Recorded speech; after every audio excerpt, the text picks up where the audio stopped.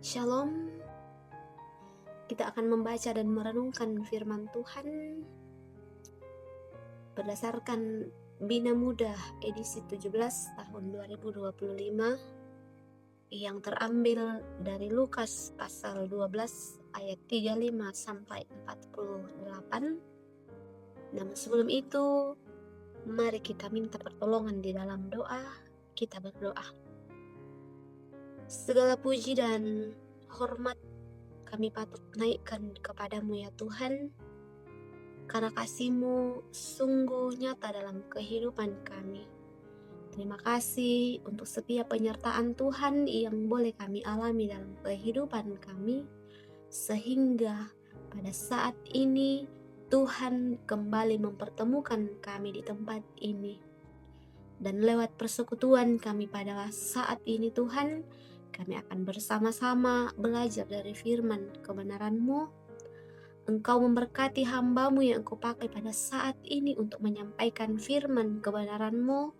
Berikan kekuatan, berikan kebijaksanaan, biarlah dapat menyampaikan firman-Mu sesuai dan seturut dengan kehendak-Mu. Begitupun juga dengan rekan-rekan pemuda-Mu yang akan mendengarkan firman-Mu pada saat ini.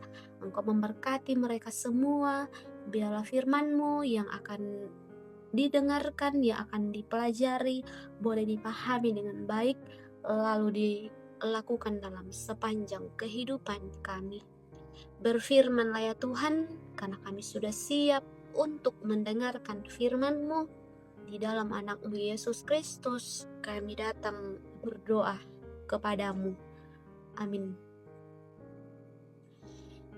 Teman-teman pemuda yang sama-sama dikasihi dalam Tuhan, pembacaan kita pada saat ini terambil dari Lukas pasal 12 ayat 35 sampai 48.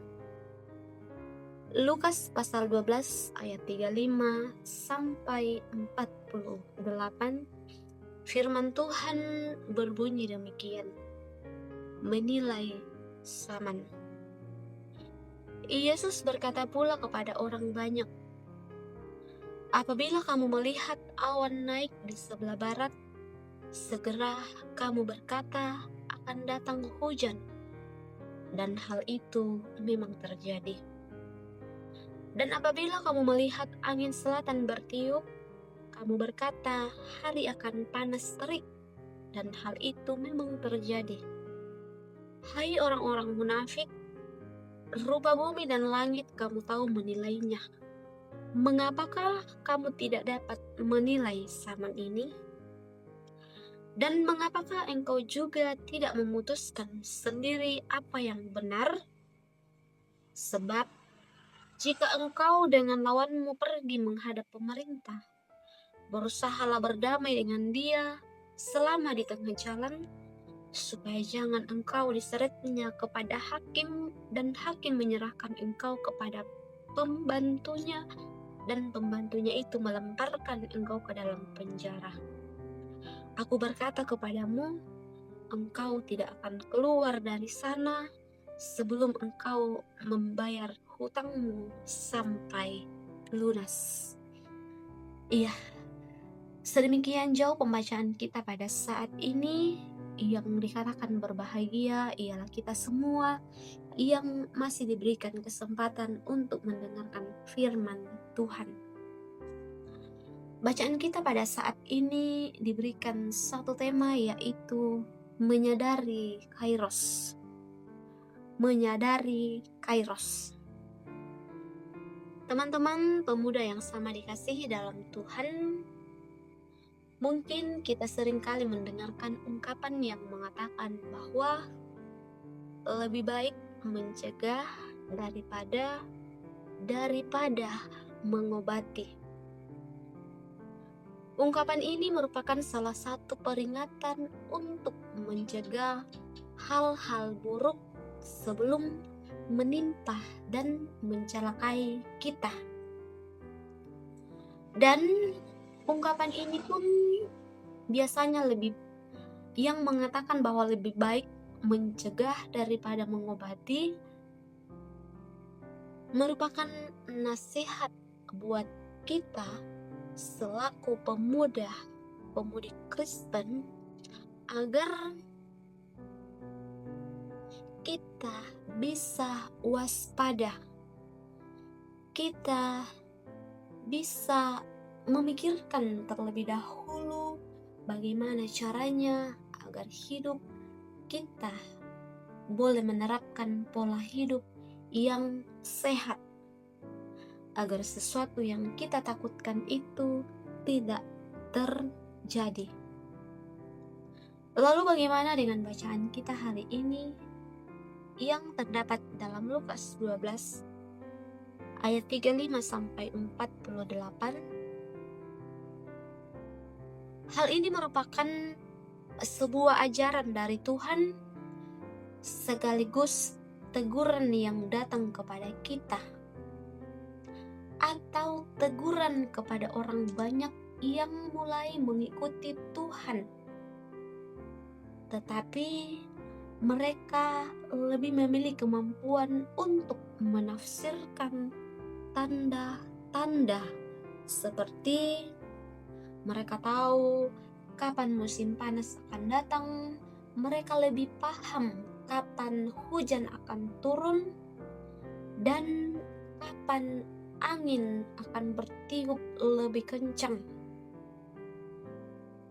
Mereka mengerti akan semua itu, mereka mampu untuk menafsirkan tanda-tanda alam, tetapi gagal mengenali tanda-tanda zaman yang lebih penting, yaitu kehadiran Mesias di tengah-tengah kehidupan mereka. Mereka lebih berfokus, atau mereka lebih mengerti, mereka lebih tahu terhadap tanda-tanda alam daripada tanda-tanda kedatangan Mesias. Lalu apa yang dimaksud dengan kairos dalam pembacaan kita pada saat ini?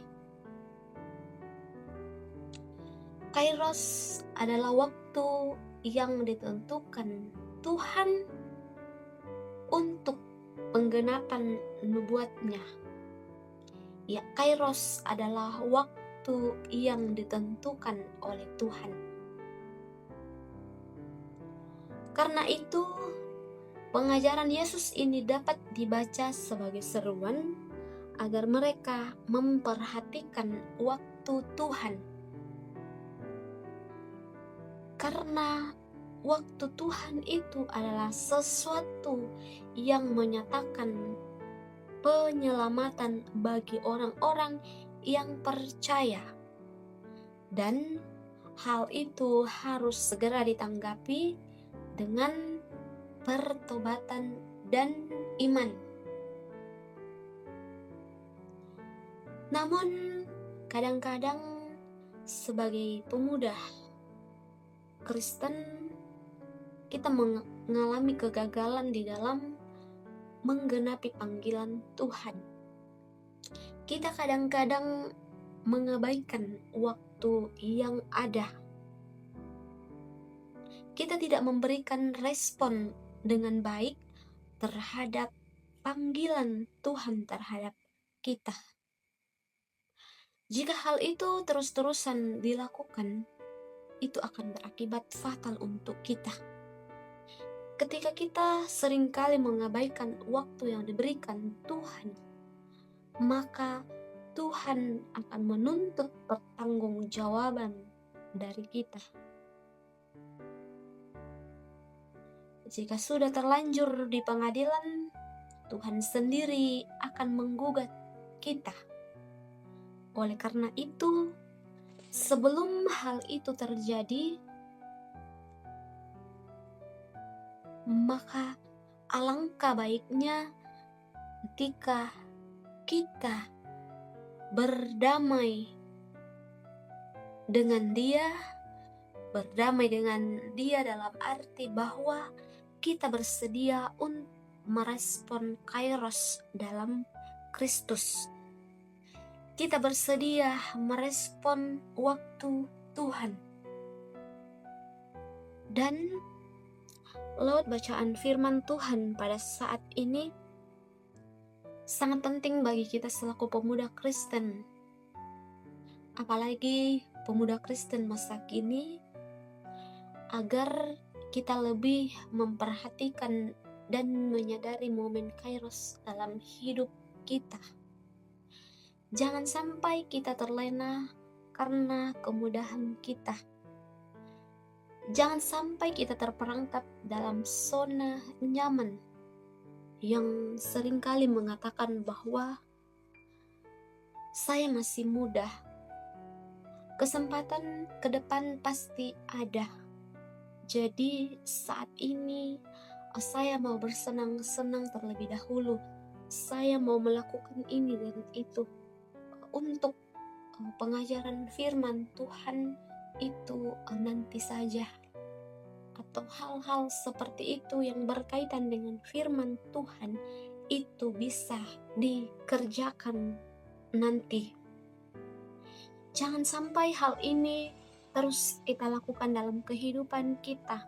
Jangan sampai kita selaku pemuda Kristen malah mempergunakan waktu yang ada dengan melakukan hal-hal yang tidak baik.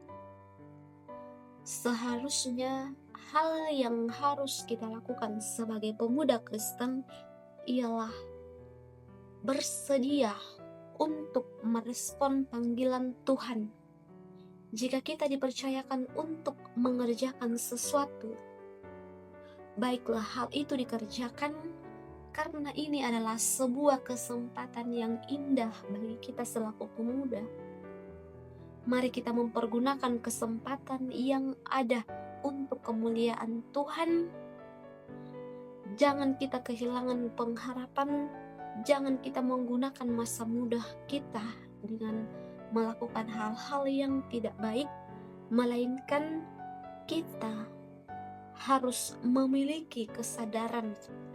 Kita harus memiliki komitmen bahwa saya harus mempergunakan masa muda ini dengan baik, karena ini adalah kesempatan yang baik untuk berkarya, untuk memuliakan Tuhan.